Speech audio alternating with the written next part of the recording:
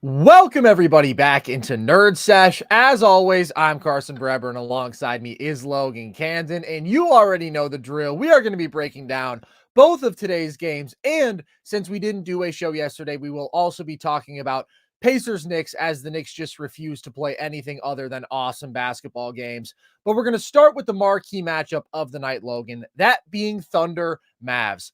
Very highly anticipated series, a series that we viewed as being between two pretty evenly matched teams. Game one, OKC deals a pretty decisive victory, but Dallas comes back in game two and takes this one.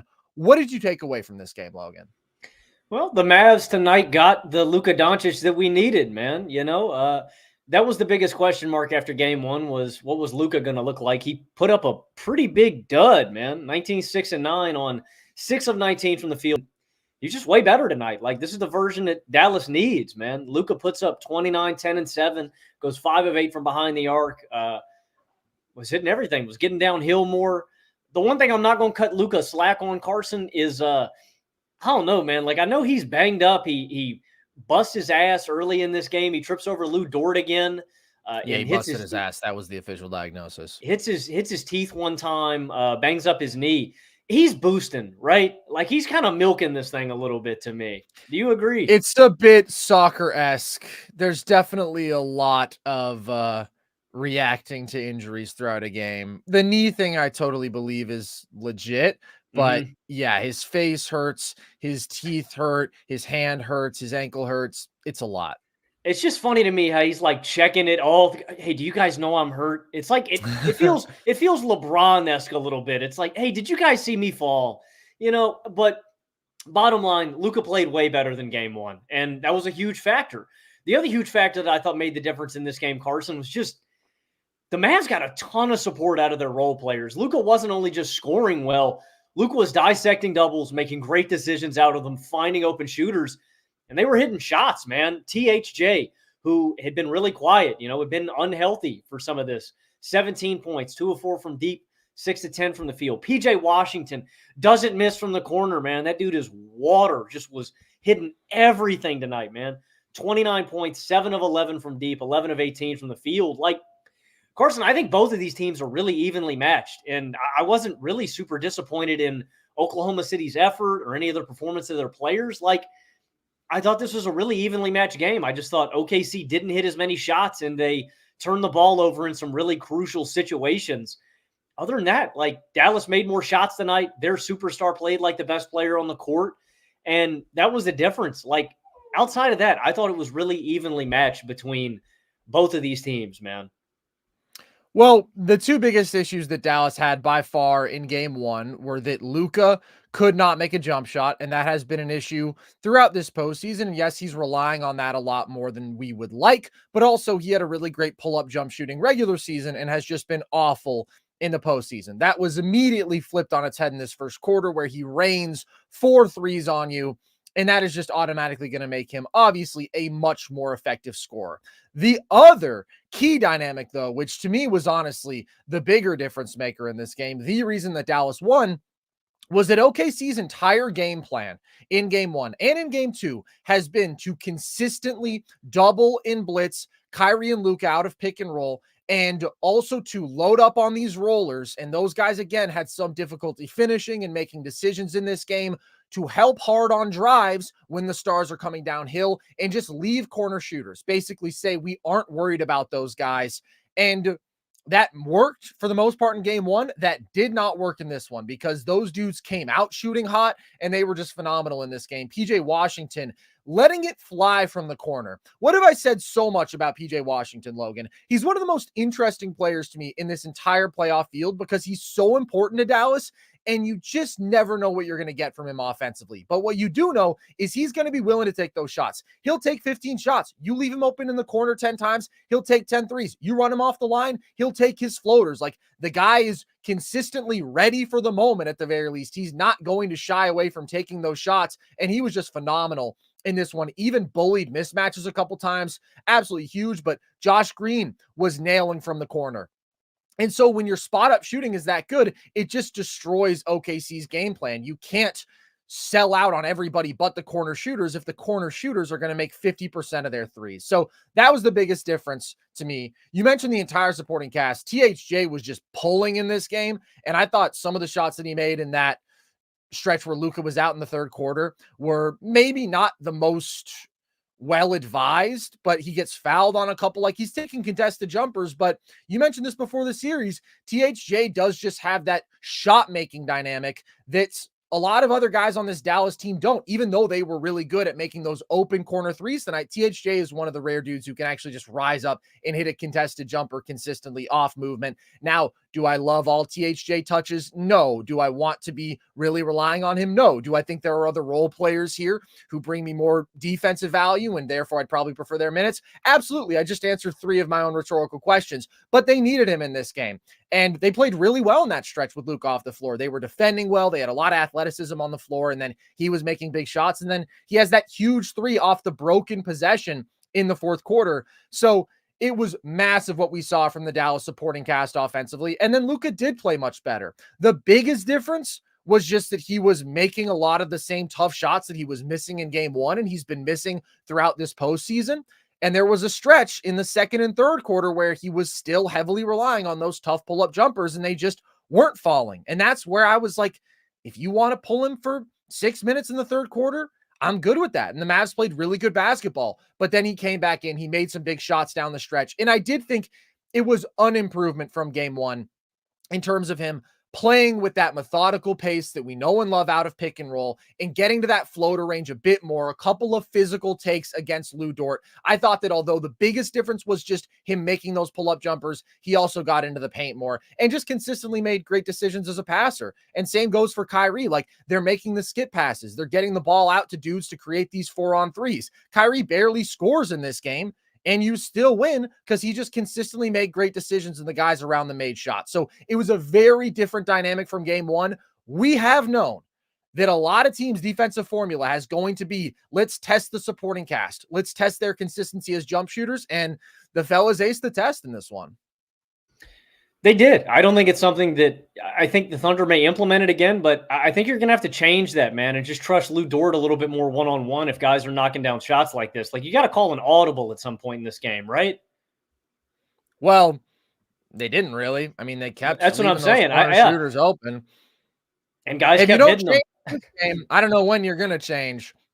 I don't think it's a bad defensive strategy. And the reason that I think it is probably still the right approach is what we saw from the Dallas bigs, and they still struggled to me. They just looked overwhelmed at times. Again, like, they are confronted with an athletic wing as a low man, and the guys just don't know what to do. Like we mentioned, Daniel Gafford at times trying to get too complicated with it in game 1. They're just not skilled finishers. Lively goes 1 of 7 in this game and just has some brutal moments. Like, there was the sequence where Gafford got fouled off a roll, missed both free throws, then had a bad turnover. He had 3 turnovers in this game, all of them coming off the roll. And so then Kid brings in Lively because Lively is a better passer. He's a better decision maker, but his first play is just this out of control, blown layup. And then a couple possessions later, like, he makes the pass back out to Derrick Jones Jr. It's not a very good read off the roll. It's back to the top of the key. Derrick Jones Jr. tries to attack the closeout drives. Lively is just firmly planted in his driving lane, knocks DJJ on his ass, and it looks like he's hurt for a second. OKC is just going to continue to force those guys to beat them under pressure, in my opinion, and that's a good decision. Now, what I really liked from Dallas was when they made it a guard-on-guard screen, right? If you trap and it's THJ, okay, well, you're confident with THJ immediately pulling that look, or you trust him more as a decision maker. I thought he made a nice read to PJ Washington down the stretch, which Chet just blew up because Chet's like that. He's an absolutely insane rim protector. And then I thought they were able to get the ball directly out to those wings enough, and those guys were able to find the corners. But specifically, when it comes down to the bigs making decisions, they're struggling. Like, this Dallas team with a short roll passing big who could hit floaters they'd be unstoppable. You certainly couldn't play this coverage. If they had Isaiah Hartenstein, Logan, they would be legitimately unguardable. So I would continue to test those guys. At least Gafford was more aggressive using his athleticism in this game. Mm-hmm. We didn't see as many of those like push shots. It was more, okay, I'm just going to try to go over top of you and you're probably going to foul me. But then he's leaving points on the line. He had a nice pump fake off a roll, which I thought was a good way to work around Chet's special rim protection. But overall, I'm concerned about those two in that specific role. You're saying that the Mavericks should have held on to floater legend Richaun Holmes. No, I'm not saying that. I love Richaun. He doesn't quite have the short roll decision making, nor does he have obviously the athleticism and defense of these guys. But Lively has to like stop freaking out under pressure because he's shown that he can capably make these reads, but he's not doing it right now. Well, and sometimes, yeah, that's exactly right, dude. The pressure just busts like his pipes, man. And he's firing errant passes where he doesn't spot the guy before. And then they're just straight out of bounds. Yeah, ball away. Exactly. And I don't know who Daniel Gafford is, man. You mean Daniel Gaffney? Daniel Gaffney, bro. That was so funny. I honestly think Dave Pasch was thinking of ASU basketball legend Alonzo Gaffney because he calls a lot of Pac-12 games. That's my best theory, but not a great look. And dude, then you have Hubie Brown who has no idea what's going on. Like, I love Hubie. I think it's awesome that the dude is 90 years old and he's out there. It's so fun. But he just uses the vaguest descriptors for everybody. Everybody is the guard, the coach. I don't think he can identify individual players. He doesn't identify anything schematically. He's just like, makes the read there. Like, I thought he would probably comment on the fact that Daniel Gafford was guarding Josh Giddey to start this game. You'd think that's interesting, even though we saw that last game. We saw that in the regular season. It's a center guarding a wing. Isn't that a schematic thing to point out? I don't think Hubie noticed. Normally, Hubie's got good games, man. I was a little disappointed. I love with Hubie. It tonight. The vibes are phenomenal. He loves the game so much. I love that all of his vocabulary is ancient. It's been around since the beginning of basketball itself. But you know what you're getting with him. Yeah, the one reason, though, I do want to cut the guys a little slack for Dallas on the interior, Lively and Gafford, though, is they're going up against a hell of a matchup. You know, Chet Holmgren, I know a lot of people are going to clown on him for what he does offensively in this game. Doesn't produce the way I think Oklahoma City needs him to consistently. One of the best interior defenders in the league, man. And that's why these guys are struggling so much. Like, even when Dallas, Carson, collapses the defense, gets a couple of guys on the interior of the paint, right? And they dump off like a little dump pass because Chet closes out on them. His arms are so long and he has such great instincts that he can recover on basically any of those passes. Like even the late one where Gafford gets it and goes up with it, Chet immediately swivels his head off the pass, goes right up and blocks it. I think they called a foul on somebody else on that play, but every shot on the inside, man, it's not like these guys are just complete bums. You know, Lively and Gafford are going to eat on 90% of centers in the league. It's Chet making it a nightmarish game inside. And I know you brought that up after the first game, Carson. That's still one of the most intriguing things to me is how well all of these big men have protected the rim in the playoffs. Like when somebody finishes around the rim, I want to throw a party, man. I want to have a celebration. It's hard, dude. Like SGA has a reverse layup in the fourth quarter that he's got to get going because of Gafford down there on the low block. Like, I do want to give a lot of credit to Chet and what he's done on the interior. Like the Mavericks bigs are struggling for a reason, and that reason is the problem that is Chet Holmgren.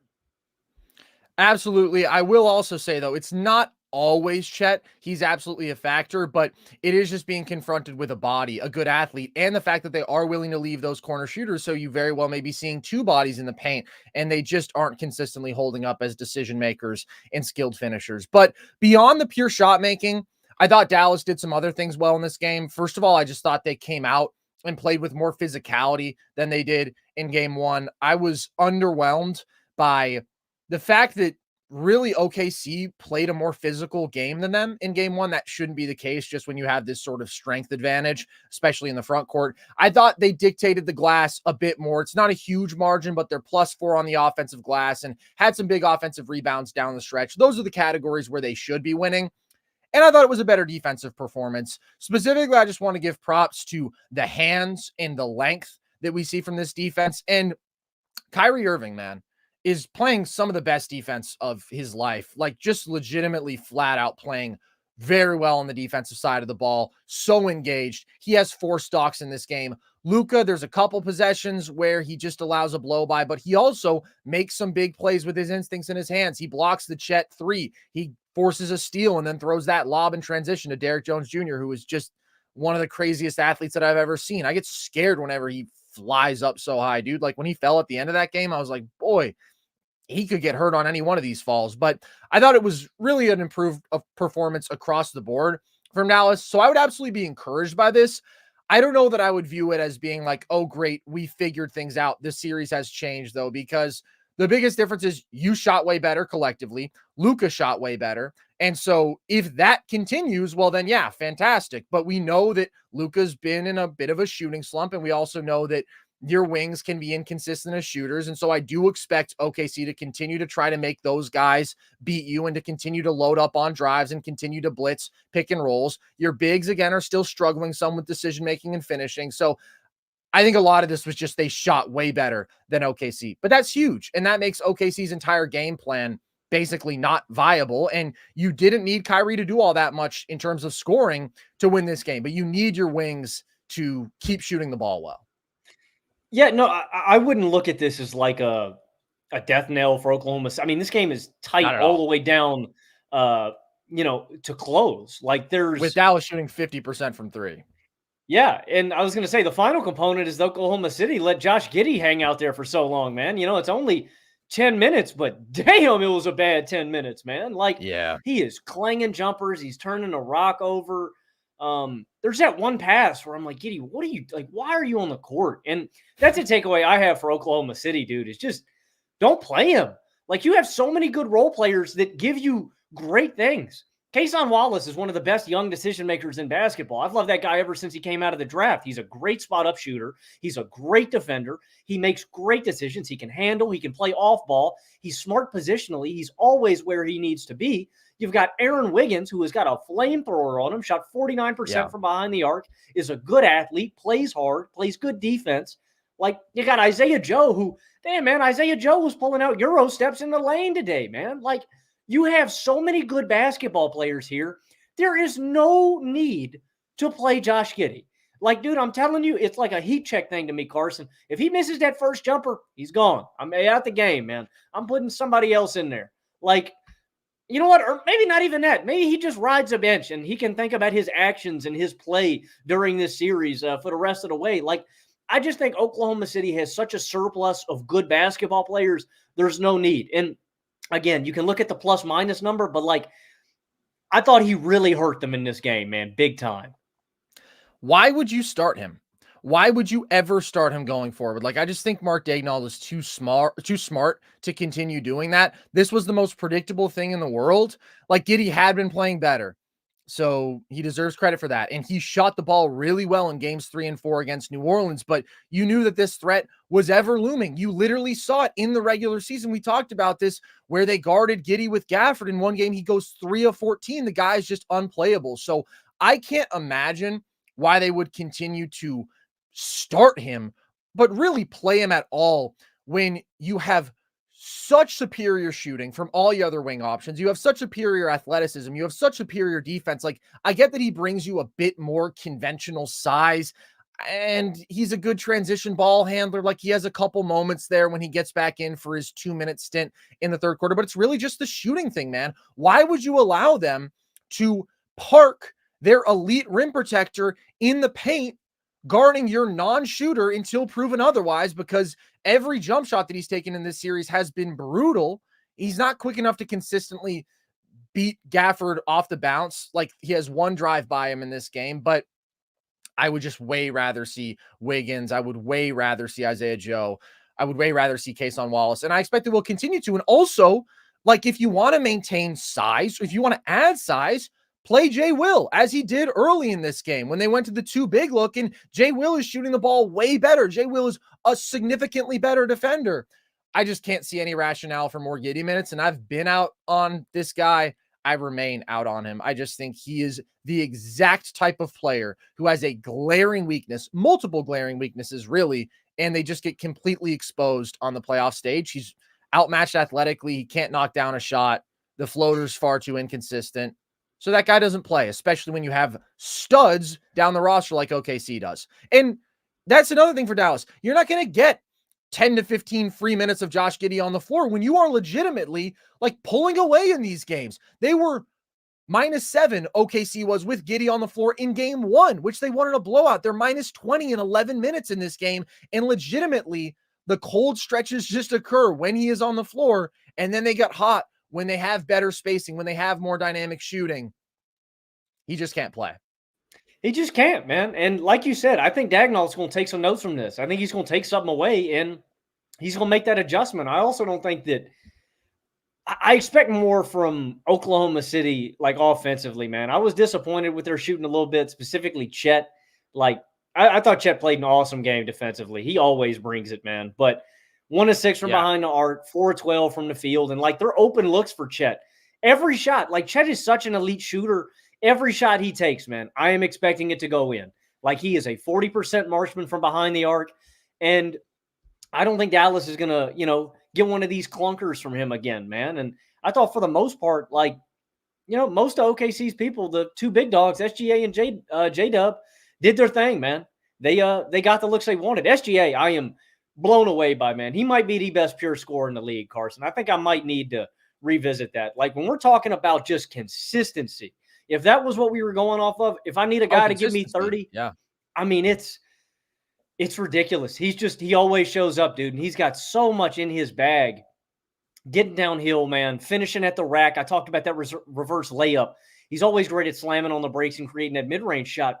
What I want to hyper focus on in this game, what he really impressed me with, Carson, was like his body control. And he's always great. He's graceful, right? Like, he's got, I don't mean this as like a jab at him. He's got ballerina grace to his game. The level of control, dude. It's like Lynn Swan, man. They talked about how Lynn Swan used to take ballet classes back in the 70s.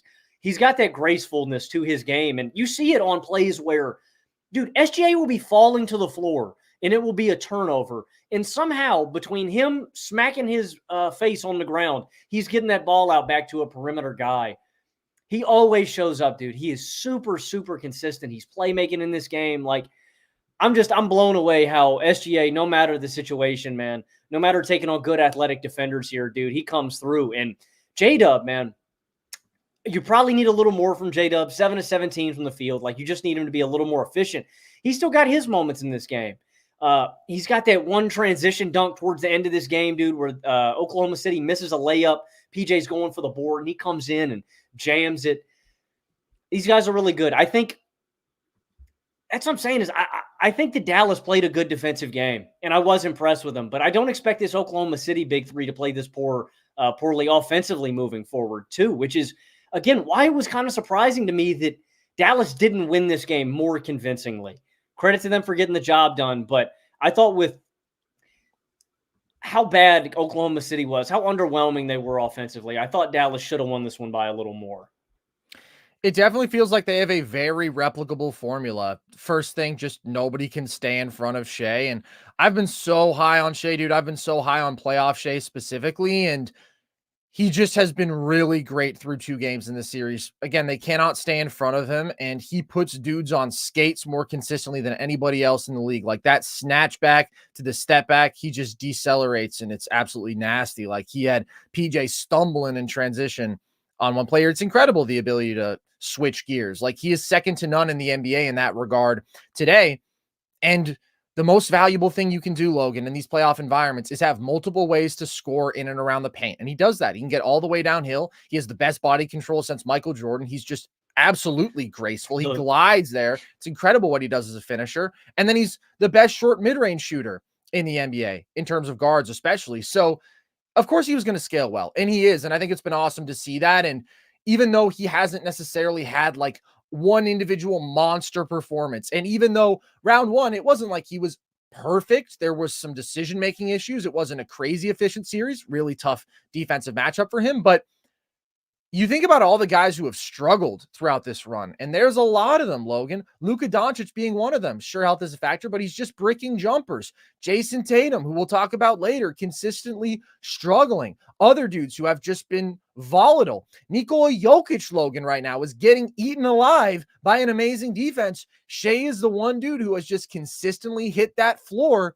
and that floor is a product of the fact that he can consistently get to those good shots in and around the paint more than basically anybody else in basketball because of how many counters he has and because of that just incredible shiftiness. So he's been really, really great. And I do think a lot of this is just OKC didn't shoot very well in this game, and Dallas shot incredibly well. I think that Chet just needs to shoot better, right? You don't play a non-shooter like Josh Giddey. I picked Dallas to win this series, but I definitely would say that OKC's game 1 win was more revealing probably than this game 2 win was for Dallas, just because I feel like OKC still has an offensive formula that I can trust. And I still think they're taking the right defensive approach. They just got beaten in this one. And if Dallas's shooters keep shooting the lights out, well, then they're going to win the series. But I'm just not super confident that happened. And I am worried about the bigs and their decision-making.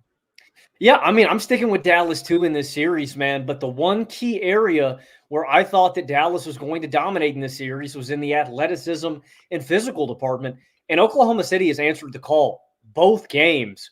Like, I don't know what I expected. I don't know why I expected Dallas to win it so convincingly. Like, they do win the rebounding battle, 56-47 in this one. Like, they win the offensive rebounding battle, 12-4 in this one, or excuse me, 12-8 in this one. Like, I expected them to dominate more convincingly, though, and Oklahoma City has really hung in there, dude. That's where I've been impressed with this young team, dude. I am still going to rock with Dallas, but you're right. Like, if we're just looking at offensive formulas with the fluctuation in Luka's game, and that's something that really bothers me too, Carson, is it's like, I don't know, there's a consistent track record with Luka where, I don't know, we talked about this last episode, but if he isn't hitting offensively, you know, he takes defensive possessions off.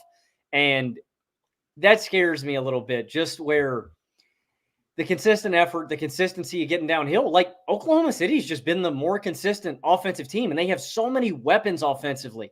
Everybody can shoot. Everybody can handle. Everybody can make good decisions outside of Josh Giddey. You know, they just have more guys offensively. So I'm going to hang with Dallas, but this is a series that I think it's going to go the distance, man. It's really evenly matched. Yeah, there's no need to change picks after 2 games. And the one thing that we haven't seen from Dallas yet is the Luka and Kyrie explosion within this series. And we know how incredible that can be. Now, that is by design. OKC is trying to force them away from that.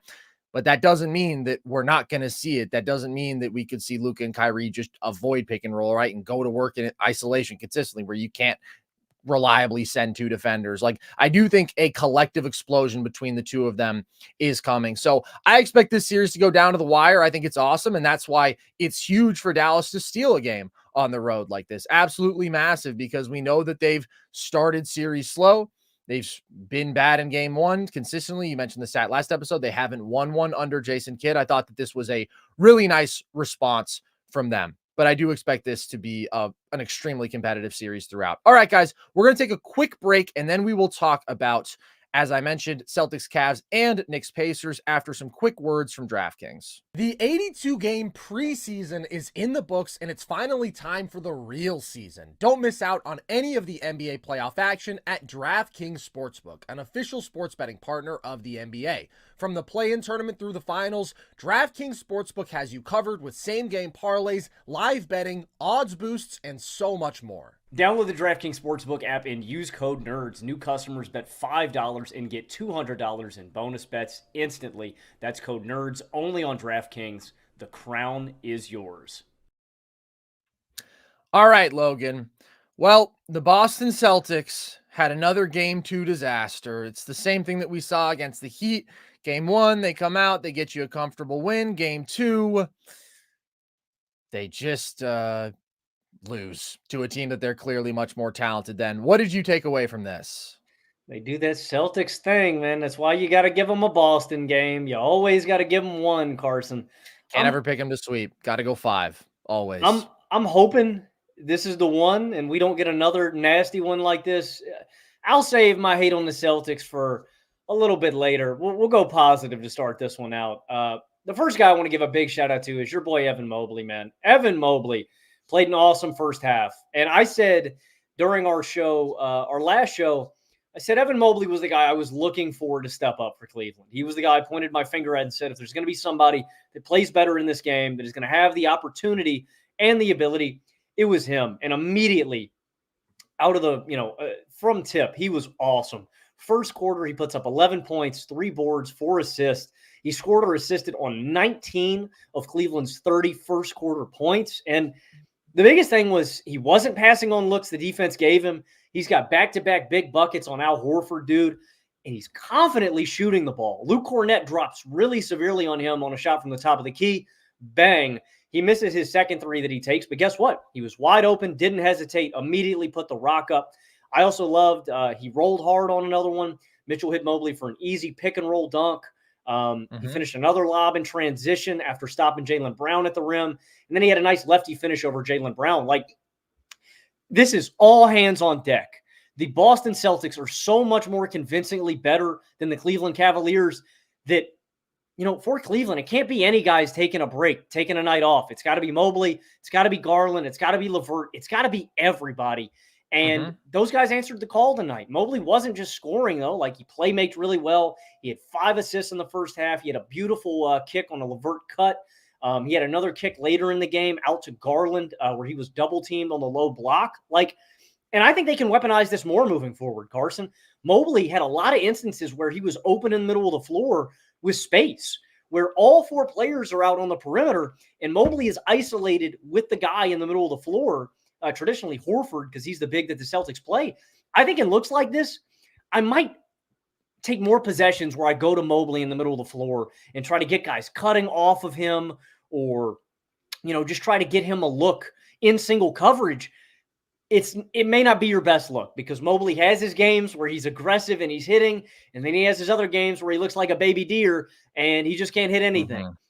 But he has such a strong length advantage against all of the Boston bigs, right? This was a game where I really felt like Boston missed Kristaps Porzingis for a lot of reasons. I'll get into that later. But in the one-on-one matchup against Mobley, Mobley's just longer than Al Horford. He's just longer than Xavier Tillman.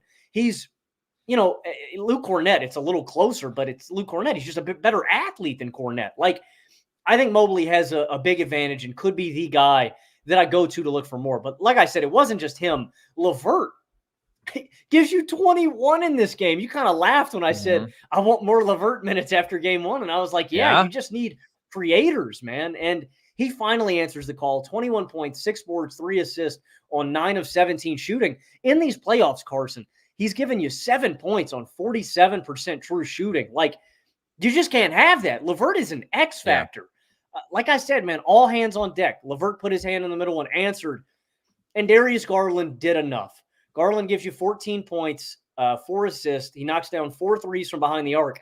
He's the guy I want more from, Carson. If I'm Cleveland, if I'm going to hang around in this series, if I'm going to linger around on Boston, Garland is the guy that needs to be even better. Good game from Garland. He hit his threes. I think he still needs to be even more aggressive as a scorer. There's this one possession in the first quarter that you can go back and watch with him and Evan Mobley, or actually 2 possessions, where he plays hot potato with Mobley. And there's this one bad one in transition where Garland gets all the way to the rim, and it's an easy layup opportunity. You put that shot up 10 times out of 10, and instead he dribbles under the basket, dribbles back out, kicks it back out to Mobley. Mobley gets doubled. He kicks it back out to Garland, who is wide open in the corner. Garland doesn't shoot the 3. He pump fakes, takes a sidestep dribble, and dribbles it back out. When you get those looks, I just need Garland to take them, man. He needs to be more aggressive. If it's shot under the rim, if it's a good look, period, Garland needs to shoot it. I felt like he's been a little passive in these games, but he did enough. Hits his threes, does enough to get Cleveland over the hump. And then there's a couple other guys I want to give a shout-out to.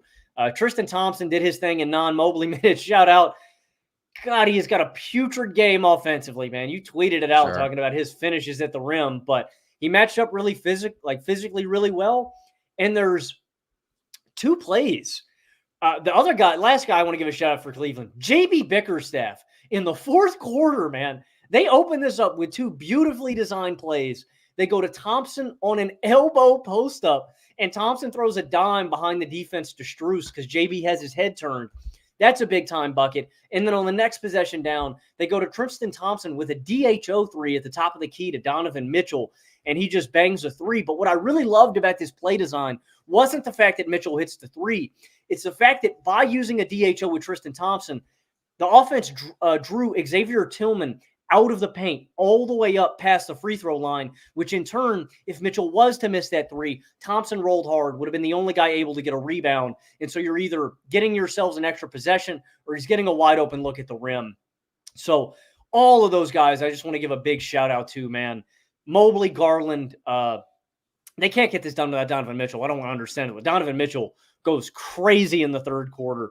29 points total on the game, 16 points in the third, 23 second half points, constantly getting downhill, draining threes, playmaking for his teammates. But it's all the other guys too, man. Cleveland needs a hellacious effort from everybody every single night, and they did it tonight. Mitchell, Garland, LeVert, Mobley, Bickerstaff. It was all hands on deck, man, and Cleveland does enough to get this win. But I was just really more impressed with the confidence, the aggression, and the play calling, man. It was just a much better game from Cleveland offensively.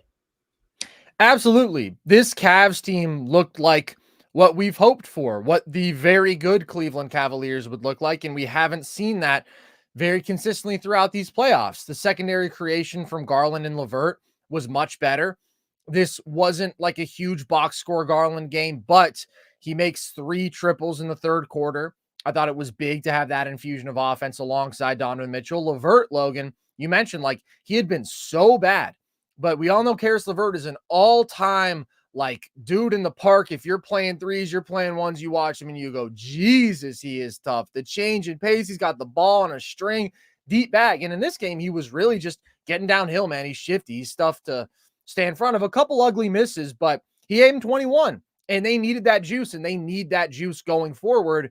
And then Mobley was great. He was aggressive in the paint. His touch was decent. He attacked a couple mismatches, got behind Horford in drop on a couple of rolls, or Horford in a higher drop, I should say, and was awesome as a passer, spotting cutters, hit ahead passes in transition, and he made several fantastic defensive plays at the rim. So Mobley has been pretty bipolar in this playoff run. Now, there haven't been that many offensive highs, but there have been like some real offensive highs. The first quarter of game 1 against the Magic, it's like, whoa, he's confidently stepping into threes. He's attacking mismatches.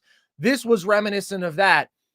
He's not the most skilled offensive player. His touch, period, point blank, is an issue. His lack of real fluidity and a bag offensively, like all these things are issues. His inconsistency as a jump shooter. But it's good to see him be aggressive, and they needed that Evan Mobley, and it felt like that was a clear point of emphasis for them coming into this game, was just people other than Donovan get us a good shot, and they actually managed to do that, which hasn't been the case. And even the supporting wings were solid offensively. Okoro was running the floor hard in transition, cutting well. Max Strus had a couple nice drives, had a nice cut. Everybody did their job for Cleveland, and we really haven't been able to say that, especially offensively, in a while. So I do want to give props to all those guys. But Donovan Mitchell is just playing at a ridiculous level right now. This is a guy who post All-Star break had really struggled. We were worried about his knee. He was very inconsistent and spotty through the first 5 games of the Magic series. And then over his last 4 games, dude, is dropping 38 a night on 62% true shooting and is just completely unbothered by this Boston defense that we know has some of the best perimeter personnel specifically in the league. And he goes on these stretches where you look at him and you're just like, this dude has to be top 10, right? I mean, it's ridiculous the ceiling that he can reach. Now, I don't think he's consistently there enough to say he's top 10. I definitely don't think Donovan Mitchell is a top 10 player.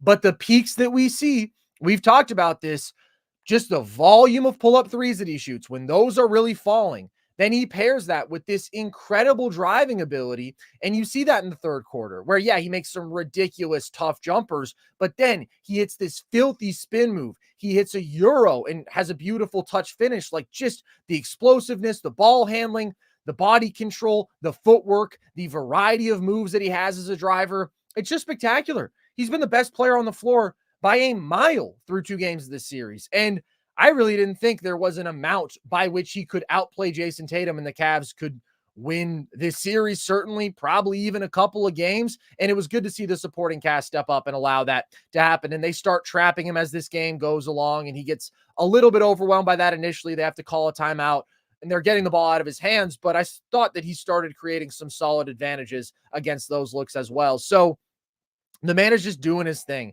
He's playing at an extremely high level offensively, playing much better than Jayson Tatum right now. And that's the ceiling that you get with Donovan Mitchell. And having a shot creator of that caliber is really a special thing for any team. And Lord knows that Cleveland needs it, and he's delivering. Yeah, again, I can't emphasize it enough. This is a game without Jarrett Allen, too. Jarrett Allen's still not out there, and Cleveland manages to get this one done. Like, Donnie was playmaking his ass off, too. He's been awesome these playoffs, man. And there's a difference, too, man. I really thought that with how Cleveland hung around in the first half and the other guys produced, Donovan Mitchell had more energy for the second half.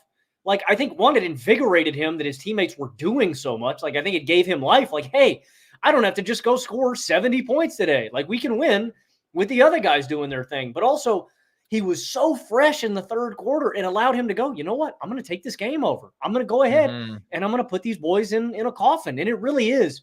It's the fact that he can get to the two most efficient shots in basketball with such ease.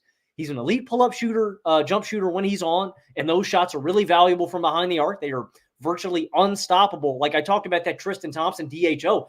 That is a tough shot, man. Coming full speed off of a handoff right into a jump shot with two defenders in your face, that's a tough look, and he just gets it done. And wasn't that the one that he banked in? He banked it in, but hey, man, bank's open. So, yeah, a little bit of luck there maybe, but he did bank bank's it. Open, bro. He found it. Like, but it's the fact that he can get to these shots so easily, man, just rises and fires over everybody. And he's got this crazy burst, crazy athleticism, great in the lane. And when he wants to, he's a good playmaker. Like, the Cavs do need this version. They got him. They got everybody else, too. We'll get on to the drubbing. I'm not going to be mean to Jayson Tatum today, okay? I was mean to Jayson Tatum after game one. And you know what? I don't put this loss on Jayson Tatum. For the most part, I thought he played a pretty good game. When these Celtics are having these shooting lulls and having these, problematic stretches, Tatum and Brown were getting downhill. They were backing guys down. Tatum was finishing through contact. And, he doesn't convert everything, but for the most part, I was impressed that he just didn't stop, that he was always getting downhill. Like, to me, this loss to Cleveland was not a Jayson Tatum problem. It is an inherent Boston Celtics problem, and it is the same problem that I've had with Boston for a couple of years now. They are the most jump shot heavy team in basketball, and coming out of the break, the Cavs shot 7 of 10 from behind the arc, and Boston shot 0 of 7. There was a stretch in this game, Carson, where the Celtics they miss 16 of 17 threes. That's crazy.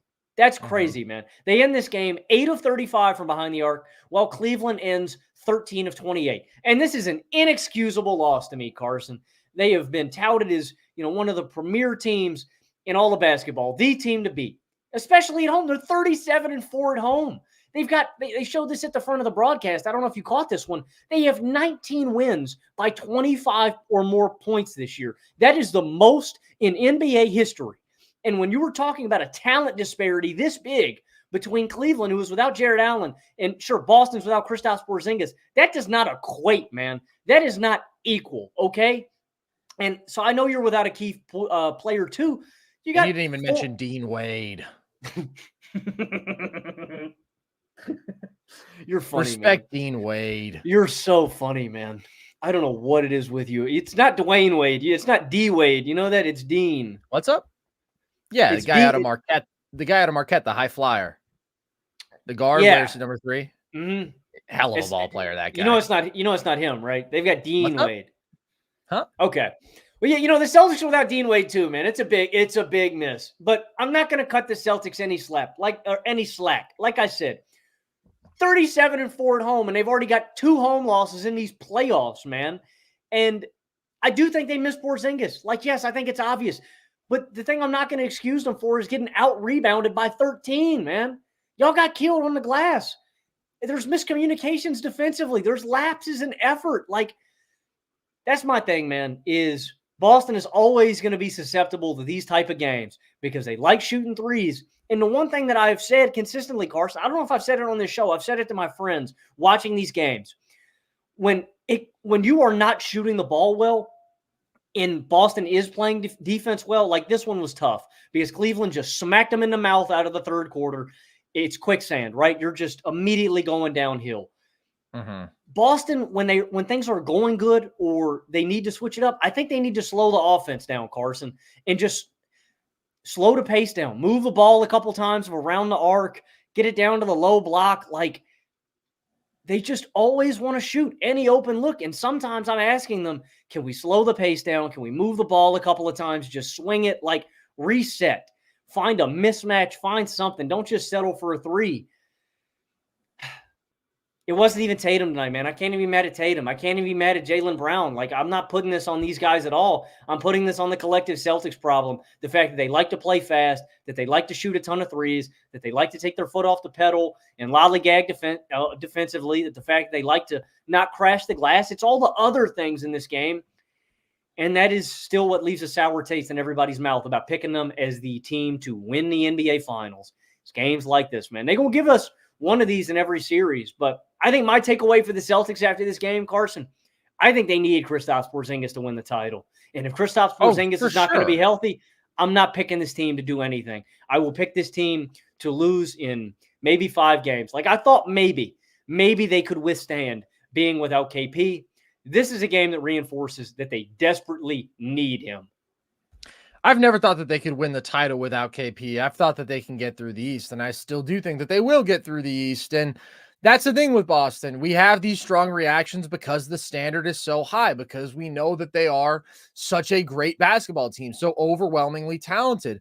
This is frustrating. I did think this one said a lot about the Cavs, and also part of this, Logan, is just the shooting variance, which, yes, is a downside of being so reliant on your catch and shoot threes and on your pull-up threes as well.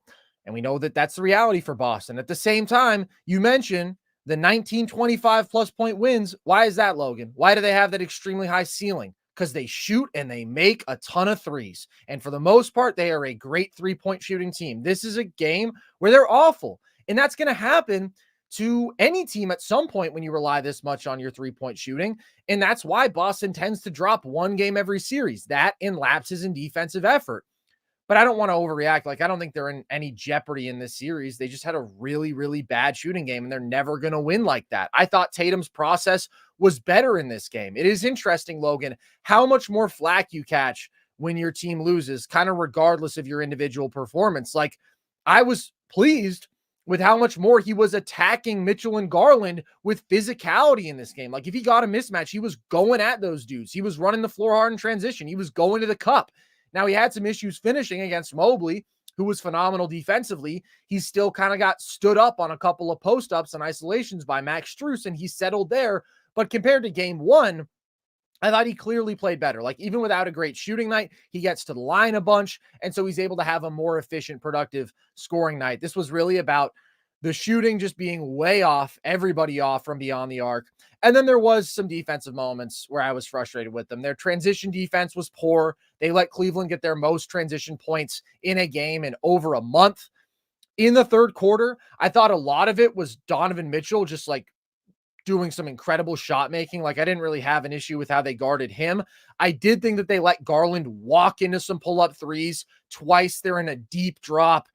Garland's a great pull-up shooter. Above Tatum, all else, he's a great pull-up three-point shooter. They had another one where there's just a flat-out defensive miscommunication, and so he's wide open. They fell asleep off ball on a couple of cuts. It wasn't a good defensive game. It was a terrible shooting game. That is the formula for Boston losing these stinkers against teams that they're way more talented. That's my problem with the Celtics too, dude, is it's like, can there be one game where you aren't shooting well from behind the arc, and I get that grit and that dog and that intensity that you want it, and you're going to fight a little more? Like, I think you're right.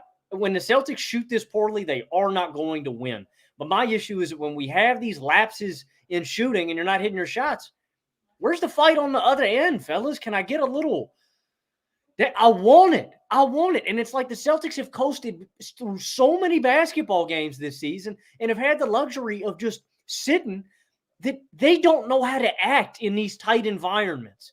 And that's what scares me about Boston, is that when it is nitty-gritty, when it's nasty, when it's in these clutch moments, and when you got to fight a little harder, when you got to want it a little more, I don't know if Boston can step up to task.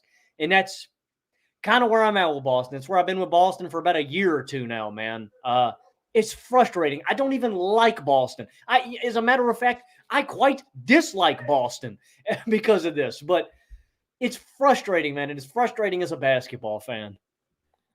Your standard is Minnesota, and that's where this loss does matter, even if it doesn't really matter in the scope of this series or whatever. Look at who you're going to have to beat, probably. Look at what they're doing every single night. Look at the physicality and the intensity that they come with. Look at their floor compared to your floor. Look at what they are doing to far superior competition.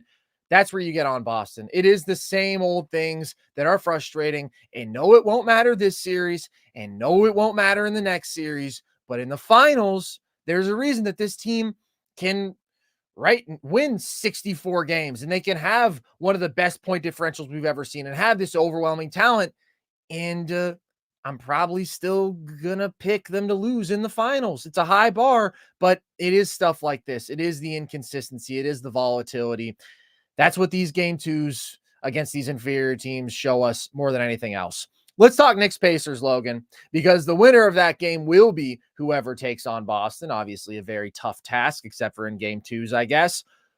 Another big win for the Knicks, not without some drama. OG Anunoby gets hurt in this game, strains his hamstring. Jalen Brunson is out for an extended stretch of the first half, but he comes back and delivers a really clutch performance in the second. What'd you take away from this Knicks win? Yeah, speaking of inexcusable losses, I felt the exact same way about this game for Indiana, man. This is a chance to capitalize. And I'm really disappointed in Indiana not capitalizing on the moment. Mitchell Robinson, we heard before this game, out the rest of the playoffs, man. That's a big change. OG Anunoby exits this game late, does not return. Jalen Brunson, as you mentioned, leaves for a portion of this game. And so my biggest issue with Indiana late was I wanted more effort and resistance on the glass. I thought that they just fell apart late, and the Knicks always step up to the challenge. When you need effort late, guess who's got energy? Them Knicks. I don't know how they do it. I don't know what Tibbs is putting in the water over there, but they got juice. They are ready to go until the buzzer. And in the final frame, they get out-rebounded. The Pacers get out-rebounded 12-6 on the glass. They get out-rebounded 5-2 on the offensive glass. You cannot allow that many extra possessions if you were Indiana in a tight ball game. My next issue, I need more from Pascal Siakam, man. I was really disappointed with Siakam in the entirety of this game, but I was more disappointed with him late. Overall in this game, he gives me 14 points, 9 boards, 2 assists on 7 of 18 from the field, 0 of 3 from deep. My issue, Carson, was when OG exits late. That's the toughest matchup that Siakam has been fighting all game. That's why he struggled, right? That's a tough matchup. OG Anunoby is strong. He is long. He's one of the best perimeter defenders in basketball. Like, it's a tough matchup. I sympathize with you a little bit, Pascal. My issue is when he goes out of the game, you got Josh Hart on you. You're consistently drawing a little bit of a mismatch. If it's a Chihuahua who's slower than you or they're leaving you wide open, he was clanging everything, man. And I thought he could have done a much better job of, picking apart mismatches and going to the hole and finding easy looks. Like, he was just off. He was missing everything, man. And the Pacers need more from him. They need more from Miles Turner. He goes 3 of 11 in this game and 0 of 2 from deep. I'm disappointed in this defense. Maybe my biggest issue, though, Carson, was they didn't go to TJ McConnell late. And I know that may sound a little foolish, but, dude, I thought McConnell was balling in this one and was consistently getting downhill and creating really easy offense for guys when nobody else was. Like, New York did not have an answer for McConnell, and consistently in these first 2 games have not. McConnell's killing him with the mid-range game. He's setting up easy points. He's getting paint touches. Like, I thought this was just an all-around gaffe by Indiana in the fourth quarter when this game hung in the balance, man. I need more from Siakam and Turner. I need more TJ McConnell minutes if your offense is stagnating. Like, guys, we get it. Indiana does not play defense, which means if your offense is struggling, you put in another guy off the bench who is really skilled and can do something. If that's McConnell, if it's Nembhard, if it's Nesmith, I don't know, man. Switch it up. Put somebody else out there that is going to give me good offensive minutes, and let's go get some buckets. Like, your offense cannot grind to a standstill when you were getting beat defensively, when you're getting beat on the glass. and when your stars aren't performing, man. This was a game that if Indiana wanted to be relevant in the series, wanted to make this thing close, they had to win, dude. A lot of things swung in their favor, and a lot of things swung in their favor in the fourth quarter, and I just don't think they executed, man. I'm really disappointed in Indiana for this loss. That's interesting to me that this is the perspective that you start with. I honestly would say that I was more impressed by what the Knicks did coming out with this one. I agree that Siakam has to be better. I expect him to be more aggressive, and I think OG's absence, we don't know how long that's going to be for, but I think we can pretty safely presume he's going to miss both games in Indiana. At the very least, he's already officially out for game 3. That puts a lot of pressure on Siakam to be aggressive. It also just presents problems for the Knicks because I think that they're going to have to start and play Precious a lot. Like, I just don't think you can go extended stretches with Josh Hart on Siakam. You need an athlete with the size to match up there. They don't even have another big wing on this roster. Can I give you a crazy Precious Achiuwa stat real quick? Sure. I didn't mention this in our Knicks playoff preview because I didn't think it was ever going to be relevant because I didn't think Precious Achiuwa was ever going to play real playoff minutes. This is off the top of my head, so I'm sorry if this is a little off. The Knicks were negative 25 points per 100 possessions in Achiuwa minutes in the regular season. They played like a 7-win team with him on the floor. Now, I don't think he's that bad. I honestly think physically he matches up really well with Pascal Siakam in this series, and they can get away with Achiuwa minutes, but he was like noticeably one of the worst role players on this Knicks team in the regular season. The number that I'm seeing is -5 on off. Minus 25 sounds impossible to me. You might want to double check that. But I'm telling you, man, I'm telling you. All right, well, I'm just looking at it right now. But I'm not a Precious guy historically. However, I do think that he's given good minutes in these playoffs, and I think he's consistently bringing energy and he's attacking the glass, and he does match up physically with Siakam much better than any non-OG Nick does. But I want to give props to New York, dude, because Brunson just keeps on delivering, man. It is absolutely incredible what this guy is doing night after night. Obviously, the first 2 games of round 1, he struggled with efficiency, but his last 6, he's averaging 40 and 9 on 62% true shooting, bro. Like, not only is that incomprehensible volume, it's legitimately very good efficiency now. He joins Bernard King, MJ, LeBron, KD, and Kareem as the only guys to average those numbers over a 6-game span in the playoffs. And in fourth quarters, he's averaging 10.4 points per game throughout these playoffs. It's just special stuff that he's doing. He's one of the best shot makers on the planet. And to produce with this volume and efficiency, facing this level of defensive attention is incredible. I get it's the Pacers, but again, he was doing this against the Sixers too. And even when he's not scoring down the stretch, he's consistently drawing 2 defenders. He's creating a look for his teammates. I do think the Pacers need to make a change. It's insane to me that they have continued to guard him primarily with Andrew Nembhard. Brunson is toasting him in isolation. Put that boy McConnell out there, man. Well, TJ guards him a lot, to be fair, but like, it's Nembhard in the closing stretch. It's Nembhard to start games. I just think it should be Nesmith, dude. TJ does a better job than Nembhard, but I would just want the dude with the size advantage, the longer, bigger athlete. Nesmith is a really good perimeter defender. You see it late in this game, like, there's a clutch possession where he just bullies Nembhard. He gets to his turnaround. He bullies him on a couple drives. He wouldn't be able to do that against Aaron Nesmith. And that's what we saw, right? What did the Sixers do? They put size on him. They put length on him. It was Kelly Oubre. It was Nick Batum. It was guys who it was difficult to shoot over. You put another small guard on him, he's going to give that guy buckets all day. So I would make that change. But Brunson is just proving that if you put the right pieces around him, if you maintain most of this core and this identity, which we know is awesome, but you just need a more reliable offensive number 2, ideally more reliable than Julius Randle, certainly more reliable than anybody healthy right now. Brunson's the type of dude who can take you all the way. Like, he is playing at that level as an offensive number 1. It's special stuff, and I think that's so encouraging for New York. And this was another, like, awesome collective performance. The story just keeps repeating itself, but it's fun every single time. These dudes keep stepping up, but Brunson was phenomenal, and he's been phenomenal. And let me tell you something, Logan. He's certainly the best Knick this century. Sorry, Melo. I don't think it's a question. Is that even a conversation? I don't know if that's a conversation. How far did Melo take the Knicks in the playoffs? Second round. Second round. Yeah. Yeah, I mean, I think Brunson's going to surpass that. Like, Yeah, but of course, that's not the only way to measure it. But also, Melo never had a playoff run in New York nearly as impressive as what Brunson's doing now. He didn't even really have one as good as last year. Brunson was awesome last year. I mean, Melo just couldn't impact the game the way Brunson does, man. Like, it is ridiculous, dude, how consistent these role players have been. The other guy to give a shout out Yeah. to is that man, OG, man. OG, I know what he's brought defensively. He always brings it. Wow, he was just getting downhill, dude. I can't remember how many he had in the first quarter. I'm going to see if I can pull it up. Like, it was every time down, getting to the paint. There came I a think it point was in this game 15, I want to say. they had to wall him up and divert more attention down there, which meant he just walked into some wide open threes that he was hitting. It was an awesome OG Anunoby game, man. Into the third quarter before he got hurt, like consistently getting downhill to the hoop, converting through contact. It was awesome. And like you said, it's the same story. I don't know how Knicks got the recipe, man. They got the cookbook and they're cooking. DiVincenzo sprays 6 threes, 28 points. Hartenstein does his thing on the low block. He's got a huge burden on him now that he's the only real caliber 5 here. Like, I know Achiuwa's a 5, but they split him into 4 a little bit too.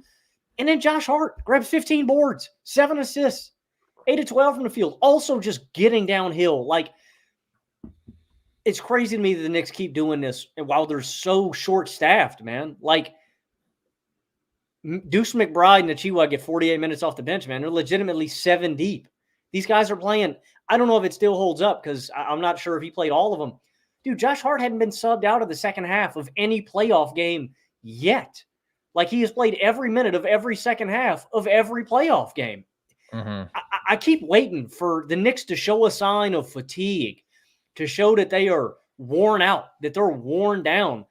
And I haven't yet. Like, we got a couple injuries now, and maybe that's that a would thing. be the sign. But for the most part, these guys are taking on a Herculean task, man, with all these minutes. And for the most part, these guys have survived. What Brunson is doing on this kind of workload, I don't know, Carson, like, for your money's worth, for in your, that big brain of yours, is there anybody that you can remember in these playoffs that has ever had this kind of, like, every possession, man, like, dictating and has been this successful? I'm telling you, bro, if you're talking about small guards, it's Iverson.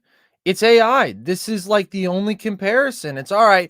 All of the rest of you are going to do the dirty work. You're going to do the little things. I am just going to work and try to get us a decent shot every possession down. But now the efficiency that Brunson's at over these last 6 games, like, it's really outstanding. It's super impressive. Of course, like, this is an awesome Josh Hart game. Every single one is at this point. It's an awesome Dante game. Shot the hell out of the ball, had a really outstanding clutch defensive possession on Hallie, forced him away from the screen, intercepted a pass to the roller. OG was out of this world and has continued to step up and be more aggressive as a driver, attacking closeouts, but his patience, delivering some tough finishes. Like, he took over in that first half early, and then when Brunson was out, they needed everything that he gave them before he did get hurt. And boy, I hope that he is back soon because I love that man and what he's bringing. But the MVP of this game, besides Jalen Brunson, is Isaiah Hartenstein. I just thought it was a masterclass from him.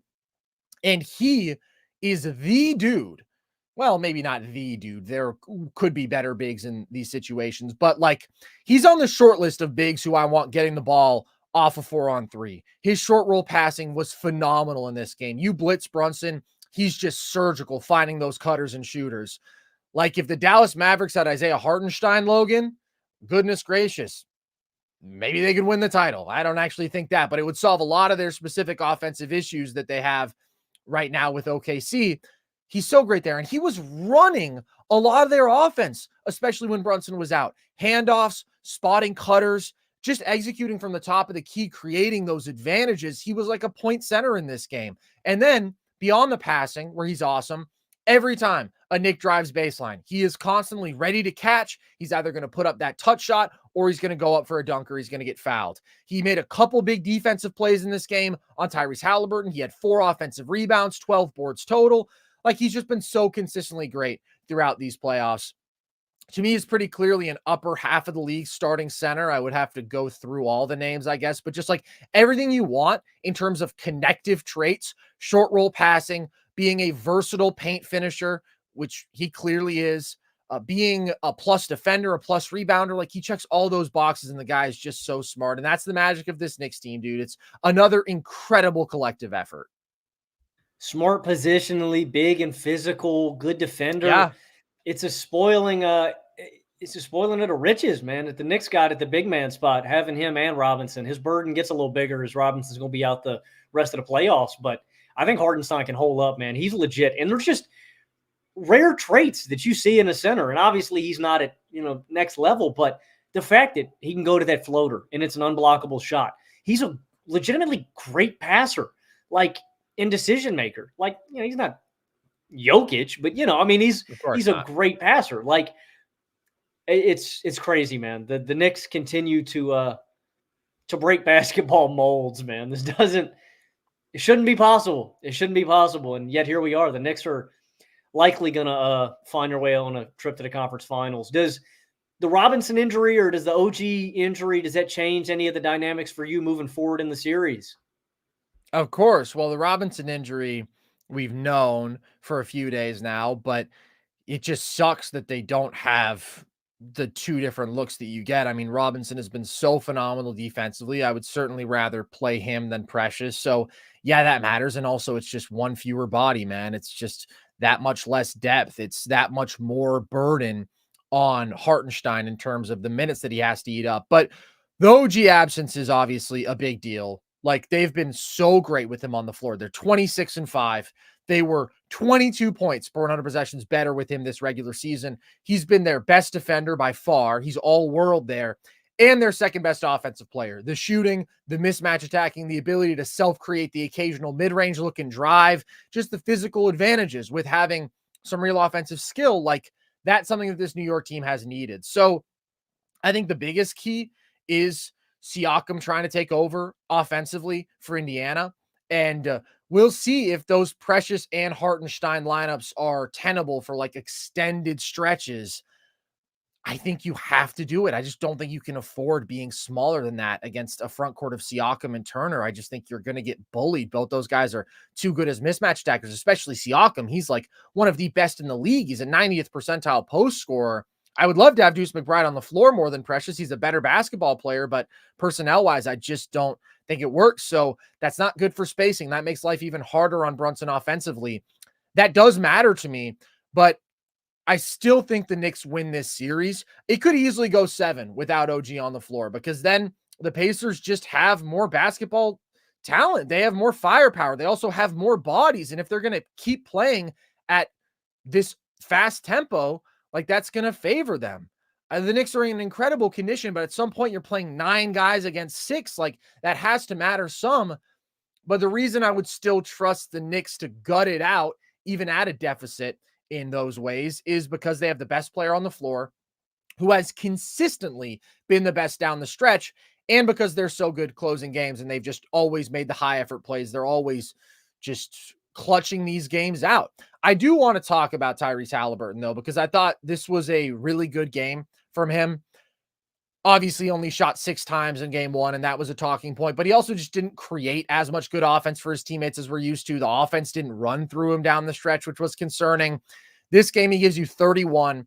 A lot of his points came off spot ups, and they came off handoffs, which to me is perfectly fine. Like, it doesn't have to be him getting self-created buckets out of pick and roll all the time. Those are springing him open for 3. He punished the Knicks for giving him any airspace. We know this Pacers offense is built upon ball movement and player movement, and he was leaning into that and was delivering. And he was just more aggressive from the start. And I thought that he got Dante to fly by him a few times with a pump fake, and he created an advantage. As always, pushed the tempo, found his teammates.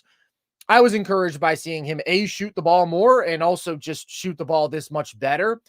But he didn't really finish strong. And that's the thing. Like, he's been soundly outplayed by Brunson down the stretch in both of these games. Had some possessions where Precious held up on a switch. He got blocked on a drive downhill. Final real possession Indiana has in this game, it looks like he's going to hit Turner on the pop, and then he just sort of like takes off, is in midair without a plan, and he throws up a prayer of a 3. So that's a big difference. Like, that's where the Knicks have consistently delivered, is in these fourth quarters, and Brunson has consistently been great there. And for Hallie and the Pacers, that's where they've really lost games 1 and 2. Yeah, I don't really put as much of that on Hallie. This is a much improved game. Like I put more of that on Turner and Siakam, but yeah, you got to. We already know what we're getting out of the Knicks in the clutch, man. They've shown us enough times. You know, I worry about the Celtics in the clutch. They don't show it to me. The Knicks have shown it. If there is a game hanging in the balance, the Knicks are going to go get it. They're going to go snatch that dub. And they consistently have, man. It is encouraging, though. I was worried about Hallie's explosiveness, him getting downhill. He was attacking closeouts more. He was using there was just an effort. You could tell it was, I'm going to get downhill more. I'm going to take more shots. They need assertive Hallie. They can't have passive Hallie. And I'm not putting this loss on him. I thought he could have been better down the clutch. But, yeah. I think it is encouraging. We haven't seen this Hallie many games in these playoffs so far, and they need this guy. He's their best player, you know? It is encouraging. And with these injuries, man, I think you're right. I'm not going to flip on this series. I'd probably say Knicks in 6. I'd be shocked if the Pacers don't get them one of the next two, man. I think they got to steal the game. Like the offensive creation, the depth, them being without OG, it's game-changing. And the biggest guy is Siakam. I got to anticipate Siakam and Turner having better games without Robinson on the floor.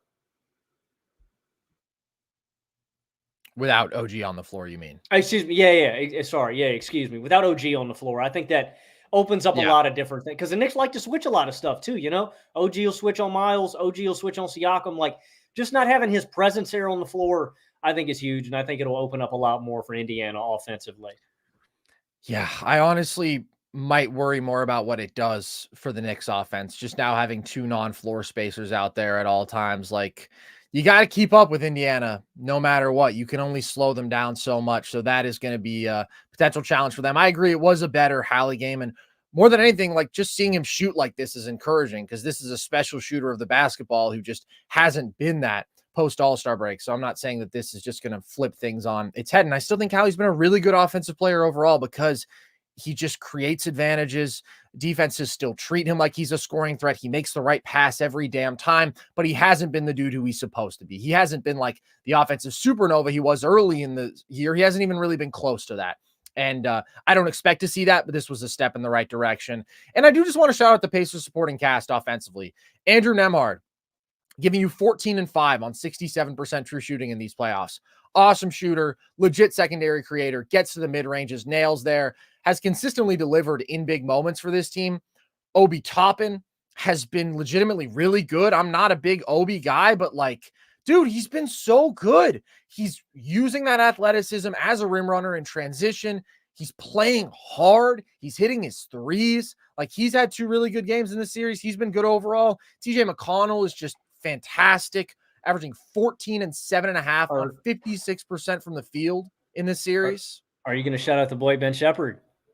Yes, Logan, I have a list of 4 guys, and the last one is Ben Shepherd. So why don't you let me do my spiel? But TJ's just so impressive, carving his way to where he wants on drives. He's really quick, pushing the tempo, so unselfish, always makes the right reads. And then Ben Shepherd has been good. He's been knocking down his shots through 2 games, and he's been bringing energy. So those guys are all doing their jobs on offense, and that's the thing, right? Like, they can go 9 deep with quality offensive players, and that's why it is tough to take games from them when you're as shorthanded as the Knicks are. But at the end of the day, if it comes down to gutting out games, give me the team with Jalen Brunson and the just unparalleled dog factor that the Knicks have. But I do think that this series is going to be really, really tight, especially without OG on the floor. Like, that just sucks. And obviously you need him back for the conference finals because he's your second best player by far. So impactful. Star level impact, whether or not the box score reflects that. Any final thoughts before we get out of here today, Logan? Naz Reid plays basketball tomorrow, and we will be back tomorrow night, folks. We'll be talking more Knicks Pacers, and of course, we'll be reacting to Game 3 of Nuggets Timberwolves. So hope you guys tune in for that. There is one of 2 outcomes. It's basically a Denver funeral, or that would be quite an impressive resurgent win if they were able to pull it out. We'll see what happens, but I appreciate you guys, as always, for tuning in. Hope you enjoyed. If you did, there is plenty more Nerd Sesh content. Check out our YouTube channel where you already are watching live. If you're watching live, we have all of our full shows here. We have video essays here. I just did a in-depth breakdown on the Timberwolves defense, particularly how they gave the Nuggets such a nightmare in game 2. You can check that out. You can listen to the show across all audio platforms.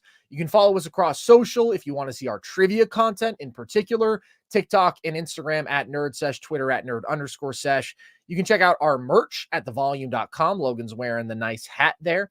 And you can join our Discord if you want to talk with the fellas. We had an inspired conversation in there. One of our community members posted a Hunger Games simulation of a bunch of all-stars in the playoffs, and we got to learn how everybody brutally died. So pretty chill stuff. Important discourse going down. So you can join that at the link tree across our social media bios. And with that, as always, appreciate you guys. I've been Carson Breber. I have been Logan Camden. And this was Nerd Sesh.